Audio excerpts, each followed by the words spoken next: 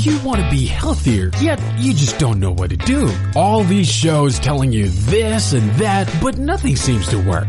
Well, listen close. Golden State Media Concepts has got something great for you. The Health and Wellness Podcast dedicated to workout trends, healthy eating habits, diet, and everything about healthy living. Join us in our banters as we help you not just live life to the fullest, but live it to the healthiest.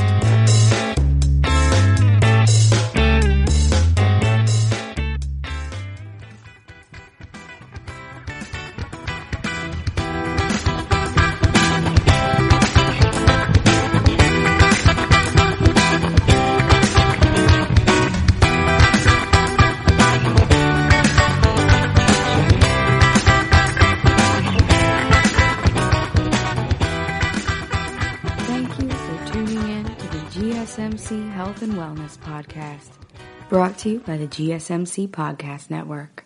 I'm your host, Alex. Today I want to talk to you guys a little bit about loneliness. I think that's something that everyone tends to experience in their lives at certain points. And recent studies have found that up to 75% of Americans say that they're lonely.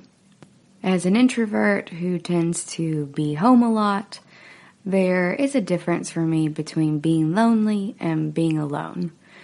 And there've been, some etymologies for that as well. It used to be really termed oneliness a long time ago, and that was just being alone, but without really feeling lonely.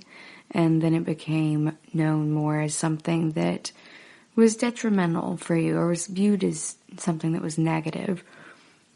So we're going to talk a little bit today about how that affects our health and our well-being, not just our social wellness, but also our physical wellness too. First, we're going to start with how important social relations really are for our physical health and our social well-being. So a former Surgeon General of the United States wrote that loneliness and weak social connections are associated with a reduction in lifespan similar to that caused by smoking 15 cigarettes a day. That is a lot. The 15 cigarettes a day figure has been reported in the news many times under headlines associated with loneliness. It seems pretty shocking to be that high. It's a lot of cigarettes in a day, considering there's around 7 million deaths each year around the globe that are due to smoking every year.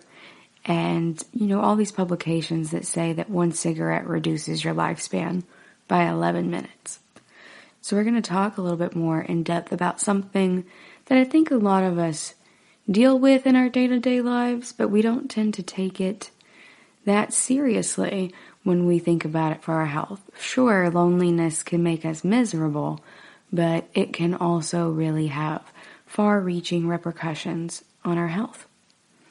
So, there's been a lot of evidence and studies recently that shows that individuals who say that they're lonely are more likely to have health problems later in life.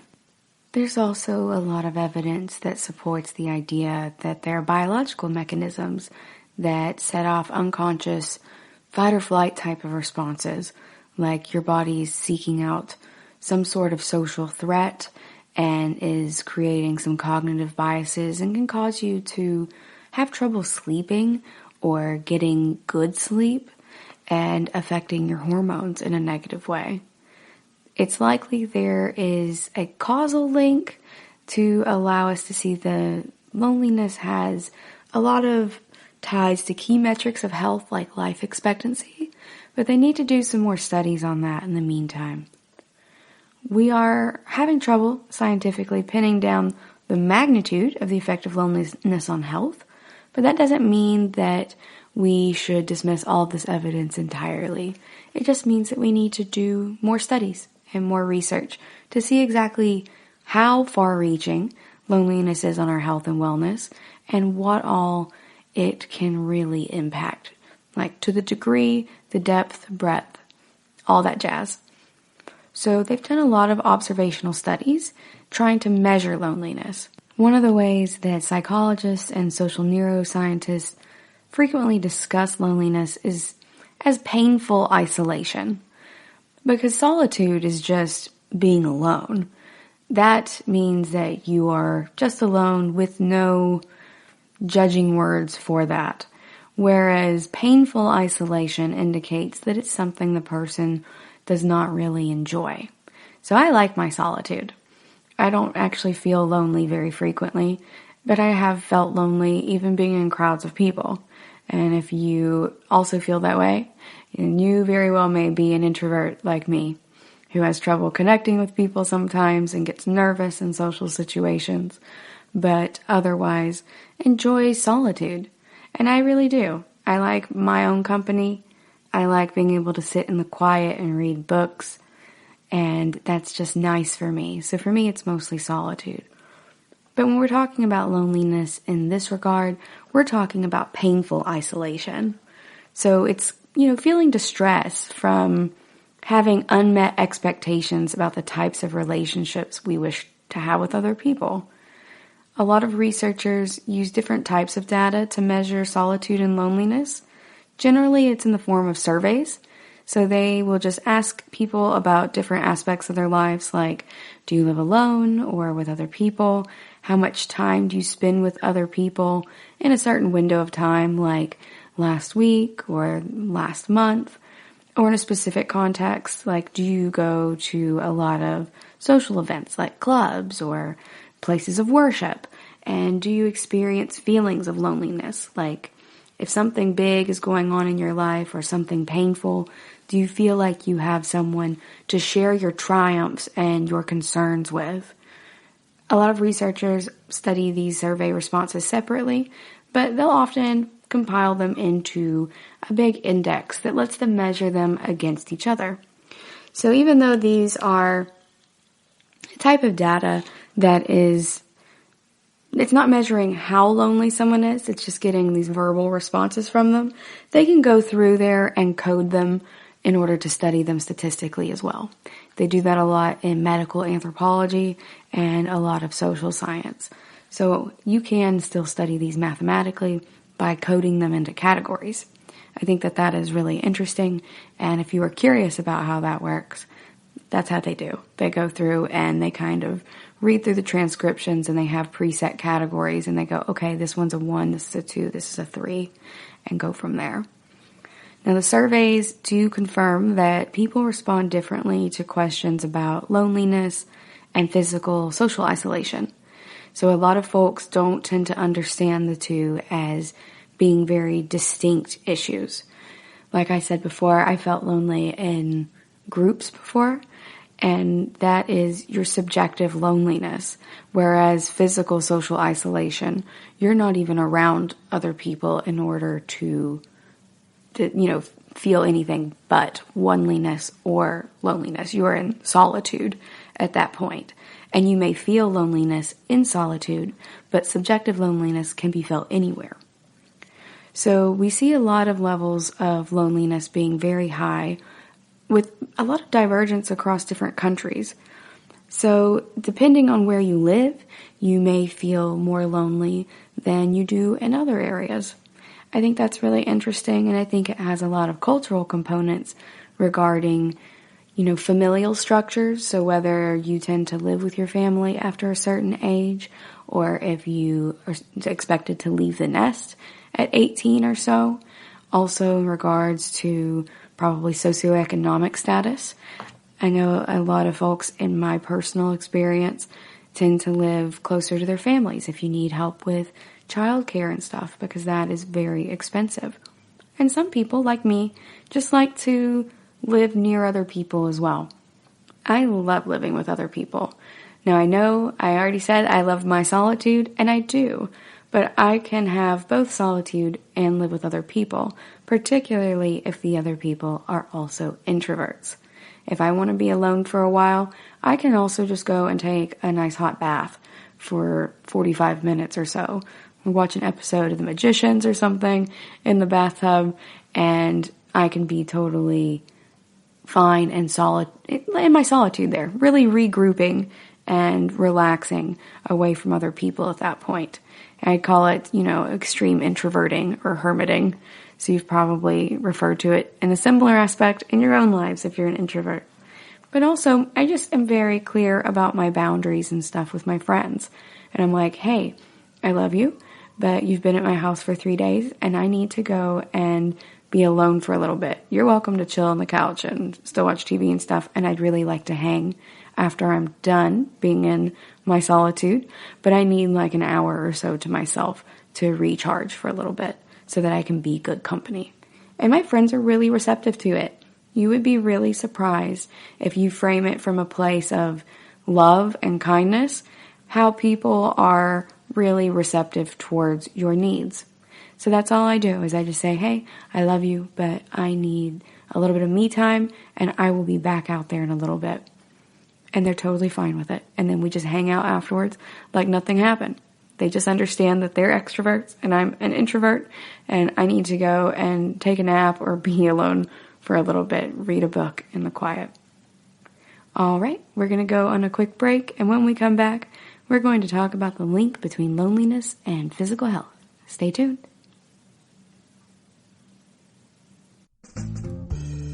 Are you looking to learn more about the latest trends from the fitness world? Are you confused by all of the different trends that are out there? The GSMC Fitness Podcast is the place for you. The GSMC Fitness Podcast is the place to come for people of all skill and interest levels. Join us as we explore the latest trends in the fitness world. Does that new exercise really work? Should I try yoga? Whatever your question, chances are good you'll find an answer on the GSMC Fitness Podcast.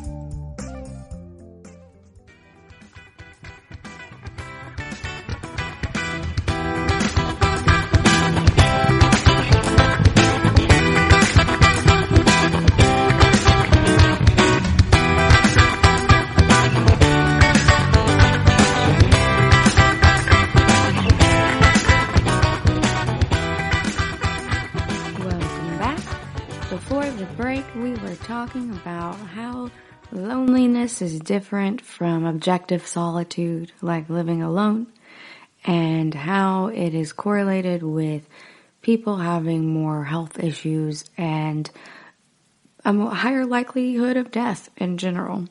So now we're going to talk more about the link between loneliness and physical health. So lonely people can see their health deteriorate with time, but it can also be true that people who are experiencing poor health may end up feeling more lonely later down the line.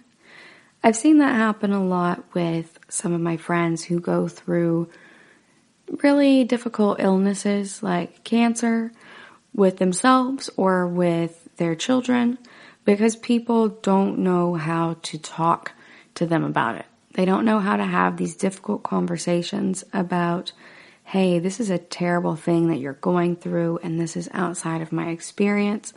I really don't know what to say, but I love you and I'm here for you for anything that you need.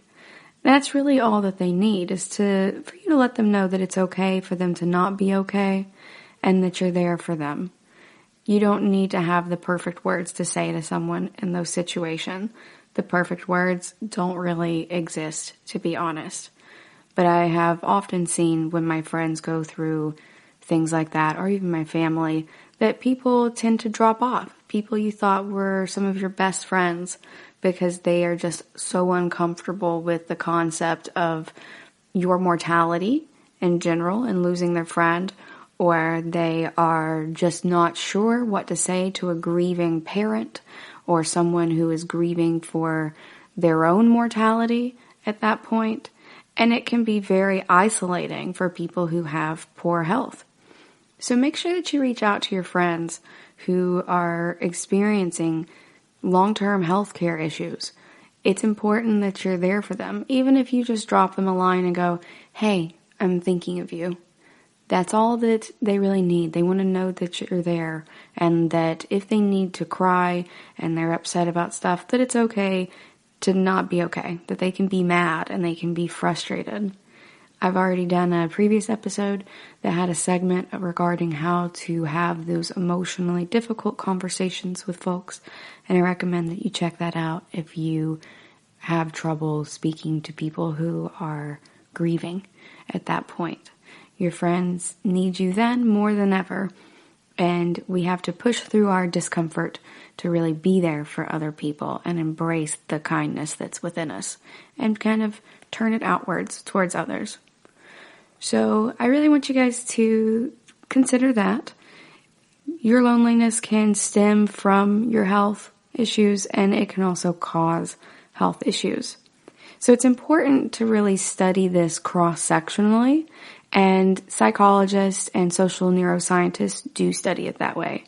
They also focus on longitudinal studies. So as we've discussed before, longitudinal studies are studies that are tracking the same people through a long period of time to see if it changes anything. That could be for months, or it could even be for years. A lot of clinical trials work that way with testing out new medications or different types of treatments, but they also do them for all kinds of stuff. So when we talked about diabetes, I mentioned a study that they did in San Antonio with thousands of individuals, and that was a longitudinal study. So they studied people for years and years to see how taking these supplements or, drinking artificial sweeteners really impacted them. And that's how they found that in about a 3-month window, artificial sweeteners tend to help you lose weight. But after that, they start tending to result in you gaining weight because you are not sating those cravings, the neurochemical ones, in your brain for sugar. And the artificial sweeteners can't really fulfill that because they are not the correct shape for that puzzle piece. So you end up having to drink more and more sugar of this artificial sweetener to try to sate that craving. That is something that we only would have found through a longitudinal study. And similarly, they have found really interesting observations between loneliness and physical health in these longitudinal studies. In the Netherlands, researchers found that people who self-reported loneliness, so subjective loneliness, among adults aged 55 to 85, predicted mortality several months later. So this is something that tends to be true in that area, even after controlling for variables related to age or having chronic diseases, or if they were smokers or heavy drinkers, or their sex, male, female, non-binary, smoking, I already said smoking, but self-assessed health conditions and any other functional mobility limitations as well. So that was true for people no matter what they did with those variables. Other studies have found that, there is a comparison between loneliness and objective isolation. Some researchers did a metadata analysis, which means they looked at a bunch of other studies that already existed, and they looked at 70 separate longitudinal studies conducted by 70 different groups of researchers and found no differences between people who said that they were subjectively lonely versus people who were in solitude. They found that the results were consistent regardless of sex, the length of the follow-up, or their world region. So I think that's very interesting. And they also concluded that the risk associated with social isolation and loneliness is comparable with other well-established risk factors for mortality, like smoking or obesity. So in general, their finding was that there's not a huge difference between isolation versus loneliness in that regard. However, there's also been some studies between mental health and subjective well-being. So some researchers, Hockley and Cacioppo, who are experts, by the way, on this topic, found that the most striking feature in the literature is how far-reaching the emotional and cognitive processes and outcomes are that seem susceptible to the influence of loneliness. So it's not just the things that you would typically think would bother people or might be impacted by loneliness. Researchers also found that loneliness can be correlated with increases in symptoms for diseases you already have, like depression. That one makes a lot of sense for us, but also dementia and other issues related to mental health. That's even after they controlled for other variables like social isolation, stress, and their baseline cognitive functioning, which is relevant for like dementia, depression, and so on. They also found that there was a link between loneliness and lower happiness. And for that one, we're kind of like, well, yeah, duh. But it's important to be able to see it empirically as well. They also found that self-reported loneliness amongst adults by country to be very interesting. So Denmark had the lowest amount at 25%. These are all from a 2005 study, so the data is a little bit older, but it's still a point in time. So in 2005, Denmark and Switzerland were at like 25, 26%, and the United States was at about 30% by 2018. So they didn't have United States data for the 2005 component. Most of the countries were studied in 2005, but for the US and England, those were studied in 2018. And they were at about 30% and 35%. But other studies have found that number to be as high as 75%. However, this data for the United States is specifically for people who are ages 72 and older. So 30% of people in the U.S. ages 72 and older self-reported feeling lonely in 2018, whereas that 75% area is from more recent data, but also from a much broader age range. So I found that was really interesting. Greece had the highest self-reported loneliness at 62% in 2005, and the next closest for that was Israel at 48%. Most of this was studied in Europe, so the only outlier really here is the United States. Well, it's not truly an outlier really, but it is not in Europe.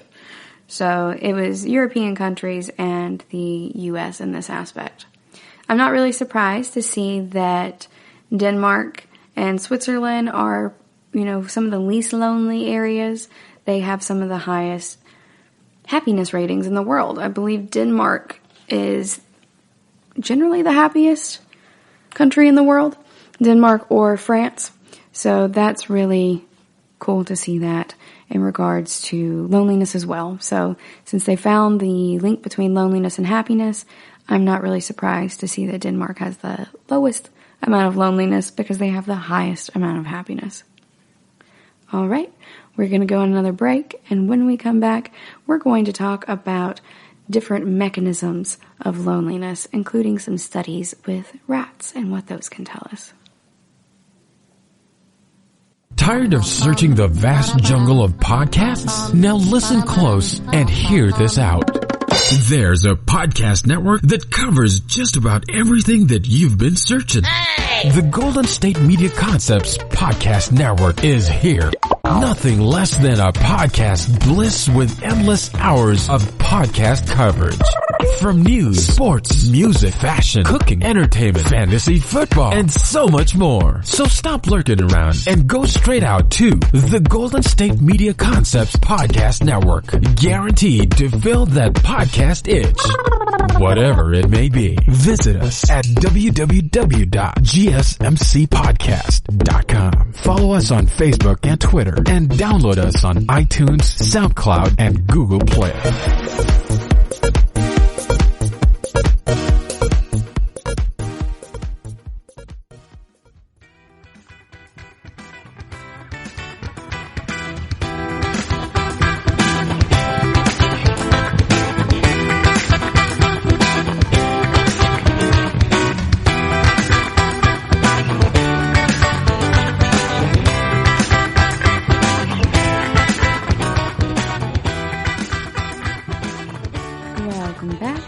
Before the break, we were talking about how loneliness impacts physical and mental health, And now we're going to talk about some mechanisms of loneliness, along with some studies they've conducted with social animals like rats. Rats are very social, just like humans and other types of primates, so they have frequently used them in their studies to see how they get along together. A lot of these studies have shown that induced isolation can lead to a much higher risk of death from cancer. I thought that was very interesting. The study was in rats, and humans and rats can be very different biologically, but these experiments are still important because they tell us something about having shared biological mechanisms. If our brains evolved to interact, then loneliness should be an early warning system. It is kind of an alarm, according to Susan Pinker, that will send a biological signal to members who have become separated from the group. So I've spoken before with you guys about the importance of group membership in evolution and also in general survival. So we are programmed kind of biologically through this mechanism to seek out social interactions. That is why if you are in solitude, you are more likely to feel lonely. It's just a group membership problem. It's why introverts have a lot of problems as well.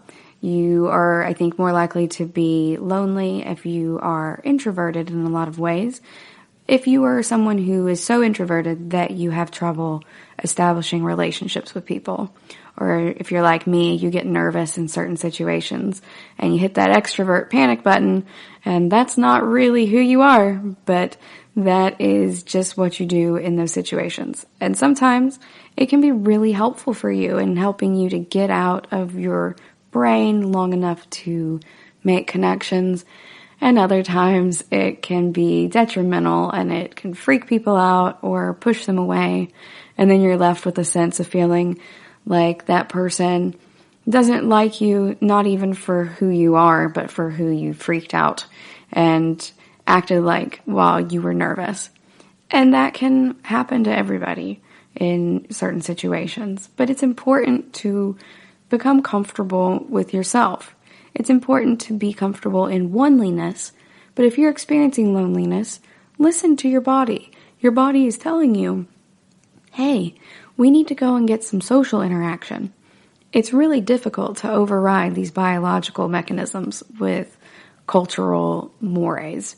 Now, you can sometimes do that, but it takes a lot of intention. And your mind is just sending you the signal that you need to go out and have more contact with people. We crave it in a certain way, even if we're introverts. I think everyone feels lonely from time to time, just as much as people tend to crave solitude from time to time. Too much of anything can be a bad thing, but also, in the same manner, so can too little of something, including social interactions. So there's evidence, actually, of social regulation of gene expression in humans. Certain studies have found that they think perceived loneliness can switch on and off genes that regulate our immune system. That's what we call epigenetics. And it's turning on and off these different types of housekeeping genes, really, to change how our bodies react to certain things. Sometimes it's really good for us. Sometimes it can be detrimental. But perceived loneliness has been shown to switch on and off our immune system regulation. So that is what's really affecting the health of humans and any other animals that have certain defense mechanisms associated with loneliness. So it can very much affect you down to a genetic level, scientifically. It's not just that loneliness makes you feel sad. It really can make you more prone to becoming ill, and it can make you more prone to just having a really hard time. It can also be reinforced with already being ill and being lonely, especially if people aren't reaching out to you at that point. We're also going to talk a little bit about some different studies, some observational studies and biological mechanisms about how those can imply that loneliness most likely matters for our health and well-being, but how much and in what measure regarding other types of risk factors. Now, the findings from some longitudinal studies that track people over time can be very insightful, but they are tracking people over a long amount of time. And so these people aren't in the lab the entire time. They're largely relying on the individuals in the study to be very honest about what's going on. And sometimes things are happening that may be driven by other factors that the researchers can't really see and that aren't reported by the individuals. And they might not necessarily even be hiding that. Sometimes people will hide information because they're ashamed or they're embarrassed. But other times they just don't, it doesn't occur to them. They're not social scientists. So it does not occur to them that something may be a factor. So even studies linking loneliness and genetics can be subject to what they call an omitted variable bias. So they just don't know, and so a variable is missing. And it's not that they are intentionally omitting it, but it's just not present. So something else could be resulting in this situation. It could be causing that situation. And you could have a genetic predisposition to loneliness. We aren't entirely sure yet. So they are still performing some research on that to see what's going on and whether that genetic predisposition exists and it could drive loneliness and health outcomes. We'll see. We're still really studying our genes a lot. We have mapped the human genome, but there's still a ton that we don't know, and they are studying that more and more every day.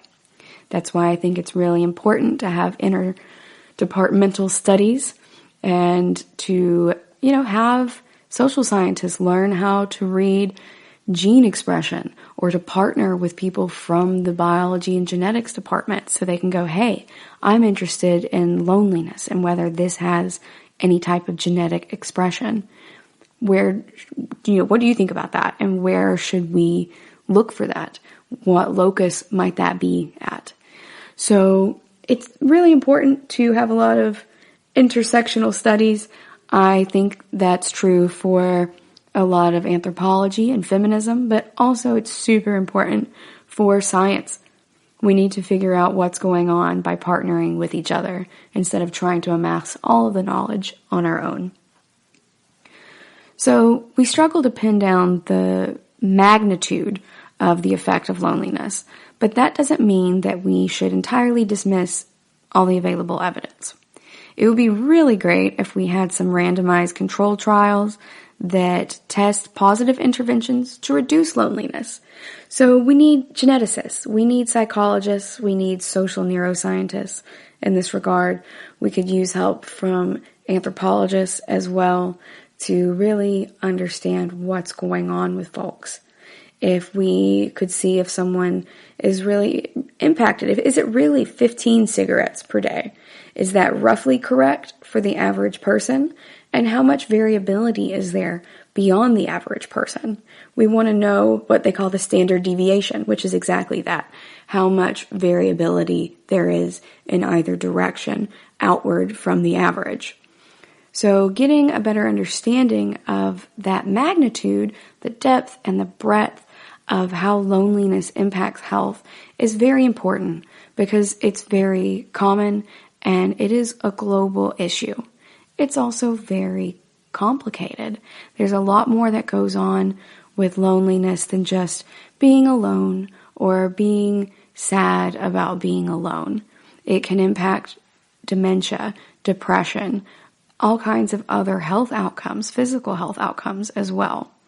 And there are such large differences in self-reported loneliness across the globe that there is perhaps a lot we could learn from other countries. If we can pin down why certain people tend to be more lonely in different areas versus others, then maybe we could start emulating some social programs or even just disseminating tips to folks through podcasts such as this one to help people become less lonely by learning from other cultures.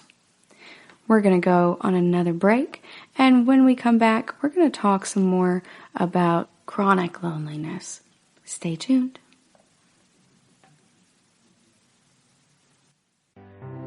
The GSMC Life and Happiness Podcast takes you on a journey of exploration. We'll discuss tried and true methods alongside the latest trends of how to best live your life to its fullest and happiest. From psychology to meditation, science to self-help books, the GSMC Life and Happiness Podcast will help you to discover what makes you happy and how you can live life being the best you possible. Download the GSMC Life and Happiness Podcast on iTunes, Stitcher, SoundCloud, Google Play, or anywhere you find podcasts. Just type GSMC in the search bar.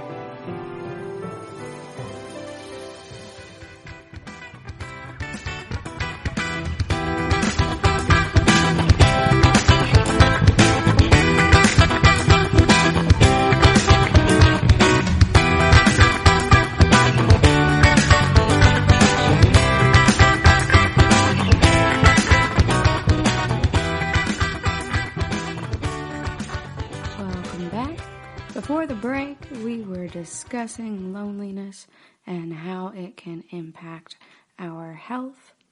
Now we're going to talk a little bit about some signs and symptoms of chronic loneliness. So short-term loneliness can impact people at any point in their lives. A lot of us have felt lonely at different points. However, they're not typically considered to be chronic. It's like acute loneliness.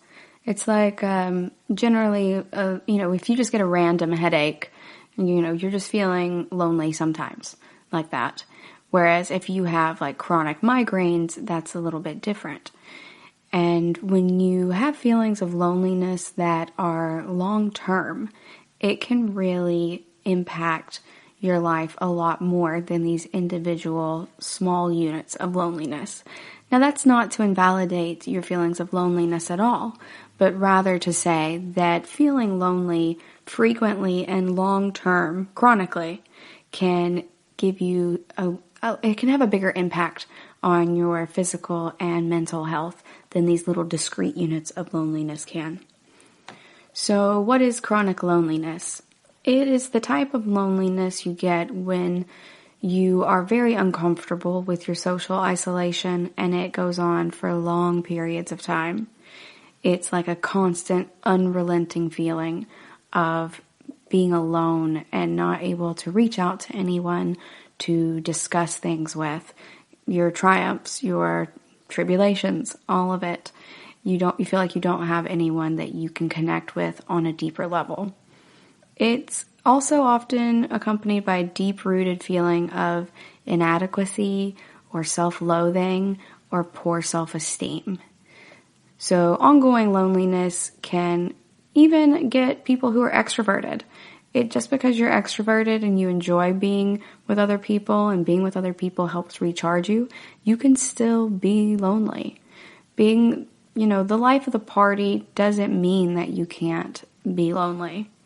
It can impact anyone, and it can impact any and all areas of your life.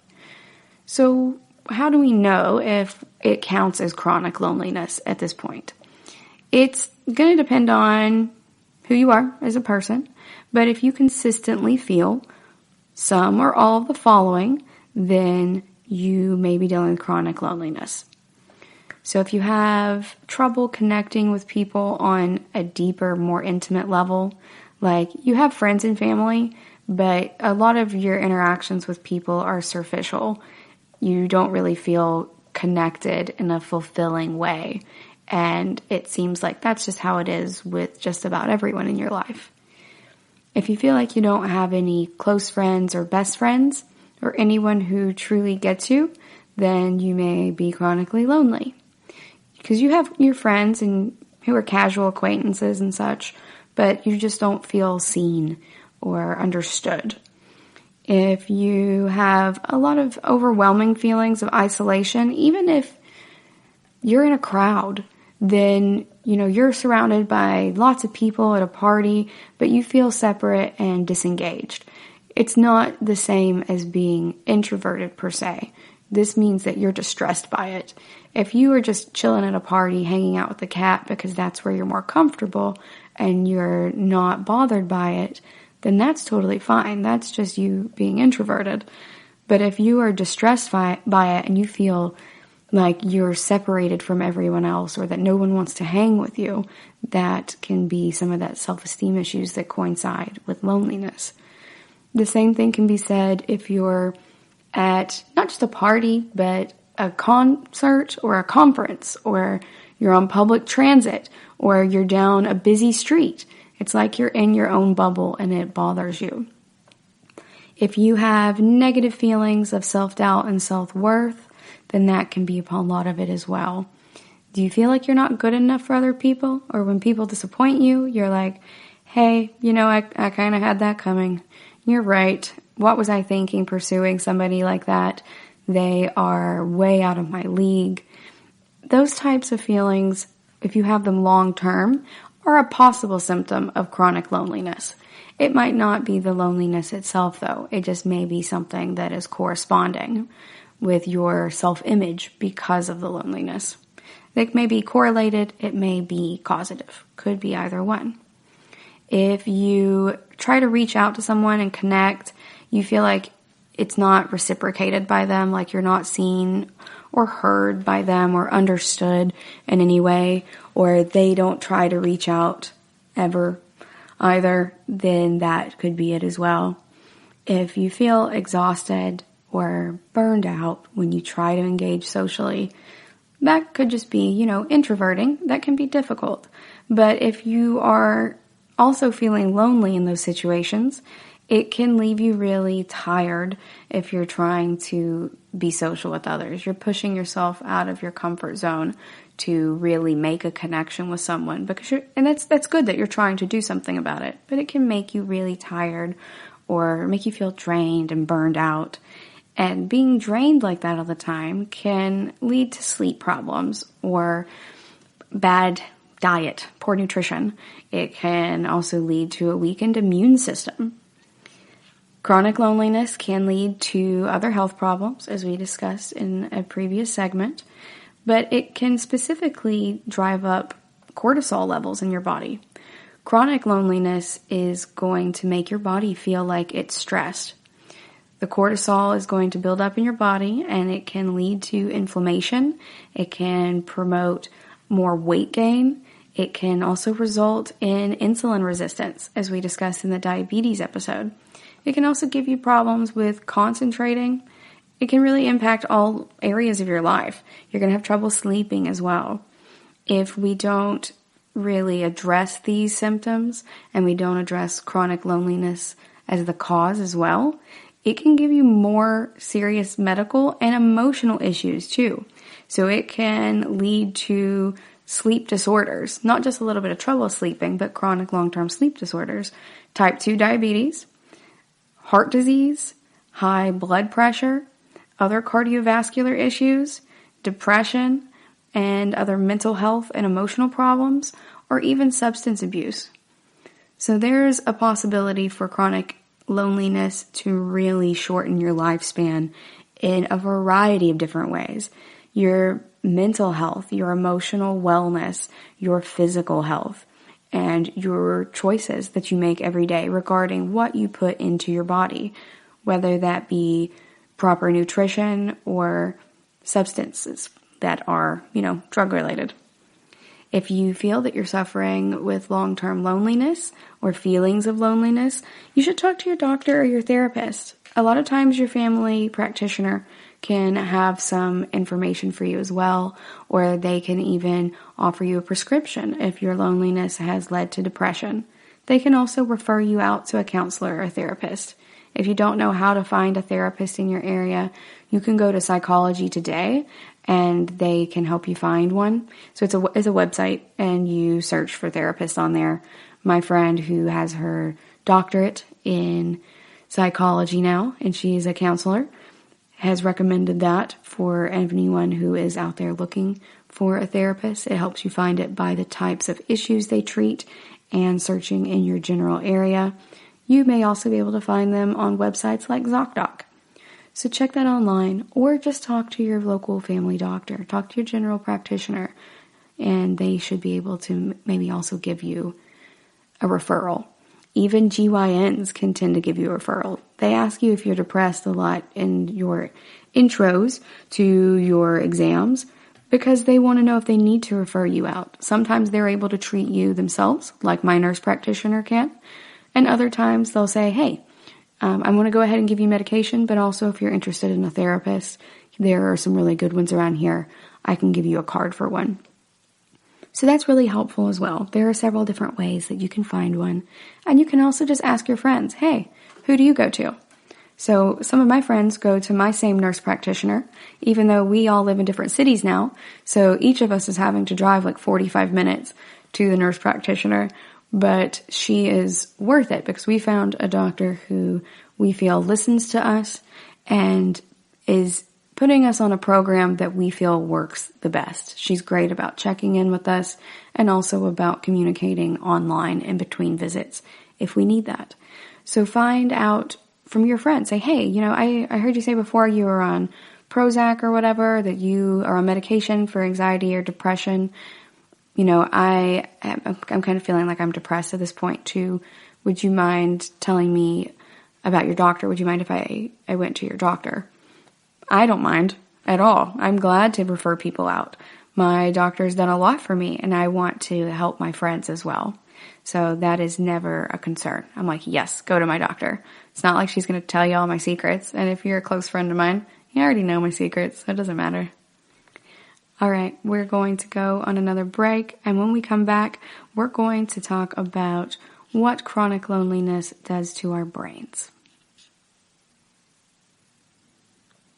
Are you tired of the same old news? Are you sick of the seemingly endless political spin and negativity? The GSMC America's Still Beautiful podcast is a weekly news podcast covering all the top positive and uplifting news stories. We cover stories that will inspire, uplift, and remind you of the good in the world. Tune into the Golden State Media Concepts America's Still Beautiful podcast to get all the great and positive news stories of today. Download the GSMC America's Still Beautiful podcast on iTunes, Stitcher, SoundCloud, Google Play, or anywhere you find podcasts. Just type GSMC in the search bar.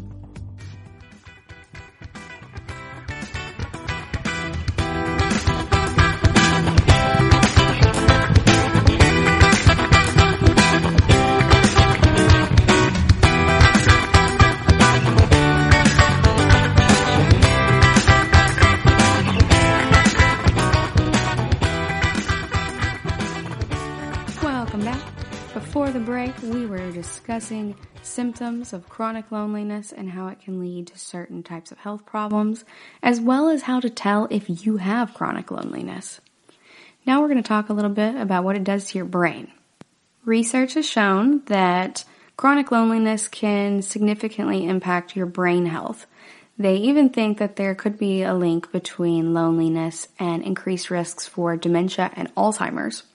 So I know a lot of folks are out there worrying about aluminum in your deodorant, and we already addressed that in a previous segment, or a previous episode rather. But loneliness is actually something that tends to be more within our control in some ways, and can really possibly lead to increased risk for Alzheimer's. So the good news for that is that if we are feeling lonely, we can take some measures to alleviate that. And we'll talk about that more in just a little bit. But right now, I just want to focus on letting you guys know what it does to your brain and who's at risk for this. These long-term feelings of loneliness and objective isolation can reduce cognitive skills. So that includes being able to concentrate and solve problems, even make decisions. So if you're having trouble making decisions now, and you're just like, I don't know where I want to go or what I want to do, or I don't even know what I want for dinner at this point, and it's just really being pervasive in your ability to make decisions and different aspects of your life. Think about loneliness and see if you can think about friends that you could talk to about that. And if you still feel like you can't open up to any of your friends about that, maybe talk to your doctor about it. It can even affect negative self-beliefs. It can make you view yourself negatively and lead to depression down the line. So who is at the most risk for this? People can be prone to long-term chronic loneliness at any point. It's really easy to think that someone may just be shy or introverted, but they may still be outgoing. People who are extroverted will still feel loneliness sometimes, and they can also feel chronically lonely. If they are like me and sometimes panic and hit that extrovert button, you may even think that that person is actually an extrovert when really they're not. Just because someone is the life of the party does not mean that they have a lot of close friends or that they are even like that all of the time. A lot of type A personalities can suffer from chronic loneliness. That type of loneliness is not exclusive to any one personality type. Chronic loneliness, that is. So it can be a side effect of a medical or an emotional problem for people who are living with substance abuse, depression, bipolar disorder, cyclothymic disorder, serious illnesses or diseases, anything on the autism spectrum, including Asperger's, dementia and Alzheimer's, and issues related to distress related to your sexual orientation. So things like gender dysphoria in the DSM are not an issue because the person feels that they are a different gender than the one that the sex of their body represents, but rather that they feel distressed by it. The distress is key in loneliness, just like it is in GID.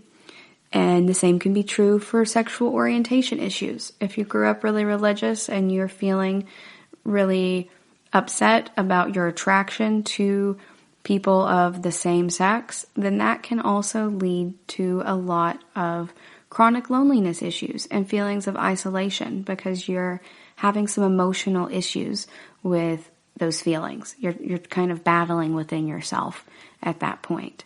It can be really difficult for a lot of people going through daily life, just being in their heads and being who they are. And that can really result in some feelings of chronic loneliness. If you feel like you're very different or that the community that you typically associate with would not accept you or understand you, it can lead to long-term loneliness and feeling isolated from everyone around you. So even if you're not able to talk to your friends about it, you can talk to your medical provider about how you're feeling emotionally. Your emotional wellness is just as important as your physical wellness. Feeling mentally and emotionally fit is going to help extend to your physical health as well. So, if you are dealing with loneliness, you're not alone. They've done a study via the Harris polls on behalf of the American Osteopathic Association and found that 75% of American adults feel a sense of loneliness. That is up 3% from another poll they had conducted in 2016. So that's a lot.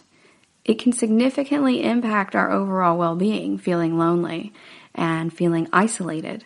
And that is a large amount of American adults who feel that way. And that's not even taking into account the kids. So feeling isolated can cause you difficulty to really follow through with your healthcare treatment. If you are feeling chronically lonely, especially if it leads to depression, you may be less likely to go to the gym or even get out of bed some days to feed yourself properly. Making healthy lifestyle choices can be really difficult at that point, as can engaging with society on a meaningful level. Human connection can bolster your health and wellness, though, whether that is online or in person. So, can social media relieve loneliness? I'm going to say yes. So, I've previously discussed my friend John, whose grandma was agoraphobic, and we would take her groceries and everything so she wouldn't have to leave because it caused her too much distress. However, she was not lonely, even though she was physically isolated a lot. She didn't mind people coming into the house. She just did not want to leave her house. So she would get visitors still, and we would meet her at the level at which she was comfortable with. So we would go to her home and everything and hang out for a little bit. And she also played World of Warcraft online, which I think was super fun. I really enjoyed seeing her do that at an early point in my life. So I was a teenager at that point, and I loved video games. And I was like, whoa, this is awesome that this older person is also playing these video games. And she was using it for social interaction. She was still able to fulfill that, even if she was objectively living in solitude for the most part. She had visitors, and she also was getting daily interaction with her friends on World of Warcraft. And they were friends of all ages as well. So that's really great for her cognitively, for her problem-solving skills as well. She may still have been dealing with agoraphobia at the end of the day, but she wasn't lonely. So even people who are dealing with other types of disorders can benefit from this social interaction. It really gives you a support network, even if it's not in your immediate environment. So you can use social media to reach out to your friends. I use it a lot to speak with my friends. Like I told y'all, I don't leave the house a whole lot. I have only made a couple friends since moving to San Antonio because I'm an introvert. I enjoy my solitude. Even when I go for a hike in the park and stuff, a lot of times I will just go by myself because I enjoy the solitude. I want to be alone and just talk to the deer and stuff. Is that one of my quirks? Sure. I mean, I think a lot of people do talk to animals when they think other people aren't around, but I'm not ashamed to do it in front of folks. I just like to be in the stillness and the quiet kind of by myself. It's my form of meditation. However, I do talk to my friend Marie every single day on Facebook Messenger. Now, that could be for 20 minutes. It could be for hours.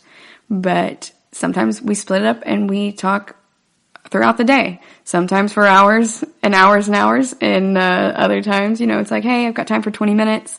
But we still reach out to each other each day. It's really important for our social wellness and for our emotional wellness. So you do what's best for you. And sometimes that can really be social media. Let social media work for you. You can even go on a platform like Twitch. I stream on Twitch every day under the name Sharknado Week, and it's really just meant to help me with my personal loneliness and to spread kindness throughout the internet. A lot of parts of the internet aren't so kind or wholesome, and there are 75% of Americans out there who are very lonely. I think that can disproportionately affect gamers as well, because in order to play the games, you have to be inside, typically in your house. And if you aren't playing with other people online, then a lot of folks like to have a stream up, just chatting with somebody as well. So, or just even hearing someone's voice. A lot of times the folks on there don't even talk to me in some ways. They just sit there and they listen to my voice. And they've said that it helps assuage their loneliness as well. But we've created a little community and we just sit there and we talk about our day. We have people who are as young as like 12 in there, all the way up to 45, I think is the oldest so far that they've admitted to. And we just have a good time. We play music, we paint sometimes. Sometimes we just chat while I cook. I just go throughout my normal life in my own home while they are in their normal life in their own homes and still assuage that loneliness together in a nice, wholesome environment, being the neighbors that Mr. Rogers would want us to be. So if you aren't using social media for working on alleviating loneliness, I recommend it. It works really well as social engagement. It's right there in the name, social media. I think often we try to just curate an image for ourselves as being happy, successful people, but really everyone else is also out there being lonely as well, and we can reach out and make a difference in their lives as well as our own. All right, we're going to go on another break, and when we come back, we're going to talk about some ways that we can cope with loneliness and really work on it together. GSMC Beauty Tips Podcast gives you advice on everything from hair to fashion to skincare products. We'll talk about the latest trends in makeup, hairstyles, and anti-aging remedies. And we'll cover all of the newest fashion trends. If you have an interest in or questions about the beauty trends that might work best for you, the Golden State Media Concepts Beauty Tips Podcast has got you covered. Download the GSMC Beauty Tips Podcast on iTunes, Stitcher, SoundCloud, Google Play, or anywhere you find podcasts. Just type GSMC in the search bar.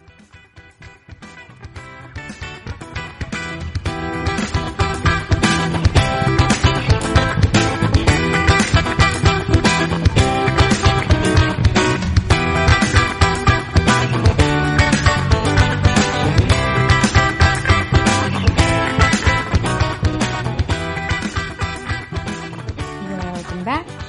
Before the break, we were talking about how 3/4 of Americans have reported to a Harris poll that they are lonely, and how we can use social media to obtain human connections. So I want to expand on that a little bit more with coping mechanisms and ways we can relieve loneliness. In addition to platforms like Twitch and Twitter and Facebook and Instagram, you can also use platforms like Meetup. So that's an app or a website that you can use to find people in your area who are interested in the same things that you're interested in. And they have little meetups. So a lot of times they'll do that at like a local library or a bar or a restaurant. Just depends on what you guys are interested in. And they'll teach you things. So my buddy Bob is really into lock picking, and that is his hobby, and he goes to meetups for that. My other friends are more into art, so they'll go to an art one or to a writing one where everybody learns how to write together, or they practice writing together and share their writings. They have book clubs on there, all kinds of stuff. So if you're looking to go outside of your home and meet people, then you can use Meetup or Nextdoor. Nextdoor is another app that some of my friends use where it lets you know about who's in your neighborhood if those people are also on Nextdoor. And so now they're really good friends with their neighbors. I like to talk to my neighbors about their pets for the most part. And we have a local orange cat in the neighborhood who has a very beautiful coat. He's obviously very well taken care of, and he has a collar and a tag and everything on him. But his mom lets him out every day to go run around the neighborhood and meet folks. And then he comes back at the end of the day to eat dinner again. And everyone in the neighborhood loves him. We all bond over him, even if we don't talk to each other about anything else. Talking about this orange cat is really easy for us. So you can find little things like that to have these interactions with others, even if they're just really brief ones. I didn't even get that lady's name the last time I talked to her about the neighborhood cat, but we had a brief conversation on the stairs about him and about how she'd reached out to his owner. And for me, that was great. I was like, this is an awesome day for me and my social contact. It just depends on how much you personally need. You can also go online and use Twitch or play games like Fortnite, things that are really social in that manner. So if you don't want to leave the house, you don't have to. You can do other methods of it, and you can meet people on there. I've met people from all over the globe on Twitch. This past week, I've met people from Nepal, from Tunisia, Denmark, Finland, Brazil. There's a lot of people from Brazil on there as well. And other people within the United States too. It's really interesting to hear their perspectives on life. And I think that in addition to the loneliness assuagement, one of the best ways for us to learn about the world around us and really get the truth of the matter is through really talking to people from other countries. So even if you can't travel, you can kind of do that through technology in programs like Twitch. Now, it's a little unusual for physicians to prescribe social media, but DOs will do that sometimes. We talked about that briefly in our last podcast, but it's something that's really important to them because it is taking a toll on our emotional health. 75% is a lot. So we know from the previous numbers that 30% of individuals in the U.S. age 72 and older have said that they felt lonely, but 75% of all adults, so 18 and older, are experiencing these feelings of loneliness. So it's important that we really address it. And if you're wanting to seek out a doctor that you can really talk to about all those things, and you're less comfortable doing that with someone who focuses solely on Western medicine, maybe seek out a DO. They're going to ask you about your emotional state and its impact on your physical well-being. You are a partner in your own health and wellness with a DO. So try one of them, or perhaps even a nurse practitioner. I love mine. All right, so what are some tips for dealing with chronic loneliness aside from the obvious of just seeking out more people? You can talk to your doctor or a therapist or other healthcare professionals. It's often tied to ongoing and deeply rooted negative beliefs about yourself, loneliness that is, and it can lead to other problems. So letting somebody know what's going on can be really helpful. You also want to try to engage with people in a positive, healthy way. It can be really difficult if you are especially chronically lonely when you're reaching out to people and you're just like, oh, I just want to be seen and heard and get everything off of my chest. And you should be able to get some things off your chest, but also be mindful about how it can make other people feel as well. You don't have to get everything off your chest all at once. And also focusing on positive things can help you. Now, I'm not saying that you should be positive all the time. I don't believe in toxic positivity. But I do think that in my personal experience, I am a lot happier now that I focus on having kindness-centered conversations and being really authentic in those situations.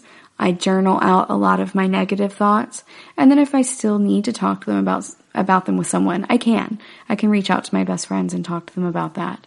But I also like to talk about positive things, and if I, say anything about myself, like, oh, that was a dumb decision or that was stupid of me, then my friends will generally say, hey, don't talk about my friend like that. And that really helps me reframe it. It's like, oh, you're right, I wouldn't want somebody to say that about my friend.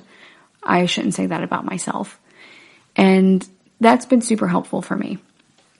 That might be helpful for you and your friends as well. If you are looking to meet other people and you're not quite sure where to start, even with Meetup and stuff, you can try volunteering or joining a local workout group. Those can also boost your self-esteem and your self-worth. We've discussed before how volunteering can be super helpful for just helping you feel good about yourself in general. Helping other people makes us feel good. So going out and doing that can not only make you friends, but it can also help alleviate some of those negative self-images that you have. You can also go out and just get some exercise and sunlight. So I accidentally made a friend when I went on my hike last month, and that was really great. It was really nice to get some exercise and sunlight, and then I made a friend by taking pictures of deer together and stuff. It was unexpected, and at first I was like, whoa, what's happening? And then I was like, oh, this person's actually really cool, and I'm glad that I took the time to point out these deer to them and everything. You can also find a support group, especially if you are experiencing chronic loneliness. If it's the side effect of another issue you're dealing with, like substance abuse or the loss of a loved one, or you're dealing with loneliness after a divorce or a breakup, then it can really be helpful to find other people who share that experience. Then you can receive support and encouragement with other people who do see you and hear you and understand you.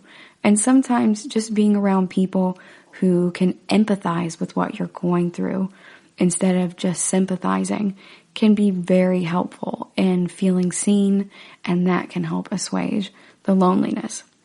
So if you're dealing with long-term loneliness, that's really the kind that doesn't go away, then you should talk to your doctor or another healthcare provider so they can help, particularly if it's gotten to the point of depression. I know firsthand that when you're depressed, it can be really difficult to seek out medical help, but it is also very worth it. Now, I say that on the other side of it now, but it took me a long time to go and get help for that. I encourage you to go. You can even make an appointment with your friends or ask a friend to take you or go with you. I never mind accompanying my friends to doctor's appointments, and it just makes running errands and stuff more fun and lighthearted to have somebody along. It can also take a lot of the fear out of stuff.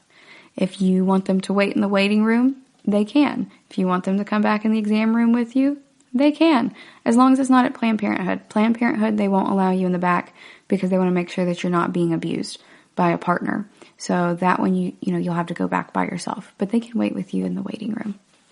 And it's really nice. I had a friend accompany me to a doctor's visit last year, and I went with her as well. And it was just a lot easier. And my friend from grad school as well, we used to make our GYN appointments back to back because we hated having to go get pap smears. So we would just make them back to back at the same place and then, accompany each other. We would be in the waiting room, of course, while the other one was in the exam room for that. I say of course, but, lots of people are comfortable with it. She was not comfortable with it, so I respect that. And so we were, just sitting in the waiting room, chilling together for it. And then afterwards, we'd go get ice cream. It would just make us feel better. And you have a buddy in the misery. And it's something that we had to get done anyway for our own health and wellness. But we also had company for it. And having company for it didn't just help with any feelings of loneliness, but also with any anxiety associated with the doctor's visits. So I really encourage you guys to utilize the buddy system, even in adulthood, for things that are kind of crappy. It can make them a lot better. Thank you for listening to the GSMC Health and Wellness Podcast, brought to you by the GSMC Podcast Network. I'd like to ask that you please remember to subscribe to the show, and writing a nice review always really helps us. Also, if you could please follow us on Facebook, Twitter, and Instagram, I'd appreciate it. Thank you kindly, and have a good night.